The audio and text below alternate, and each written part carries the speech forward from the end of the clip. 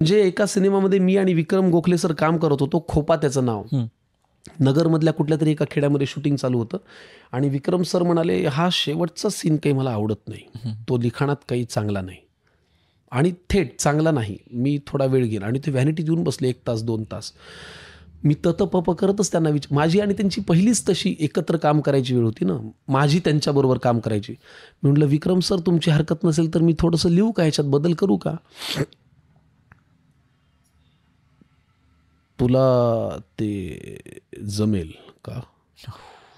तर मी म्हटलं, हो असं मला वाटतंय, इथेच लिही. त्यांच्या व्हॅनिटीत मग मी बसलो, मी लिहिलं. एक 15-20 मिनटं घेतली, अर्धा तास गेला, 1 तास गेला. तो सीन मी रिराईट केला शांतपणे. तो सीन त्यांनी 15-20 मिनटं वाचला आणि त्यांच्या त्या कुणाला तरी बॉयला बोलवलं आणि म्हणाले, दिग्दर्शकाला आणि निर्मात्याला बोलवा, कारण 2 तास शूटिंग थांबलं होतं. त्यांना तो आवडलाच नव्हता शेवटचा सीन. आणि ते असं म्हणाले की आत्ता ह्या मुलांनी हा जो शेवटचा सीन लिहिला तो फार उत्कृष्ट लिहिला आहे, तर मी आता हा सीन करायला तयार आहे, पण माझी एक अट आहे, एकतर त्याला तुमच्या नावांच्या यादीमध्ये विशेष सहाय्यक लेखक म्हणून नाव द्या, अन्यथा आत्ता त्याला ह्या सीनचे एक 11,000 रुपये द्या. मी न डोळ्यात पाणी आणून फक्त असं बघत राहिलो विक्रम गोखलेंकडे. हे तुला कोणी वागवलं असतं तर किती भारी वाटलं असतं. हो.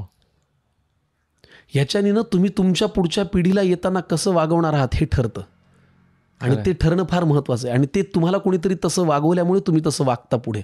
आता मी कधी माझ्यापेक्षा लहान लेखकाचा अपमान करायची हिंमतच नाही करू शकणार.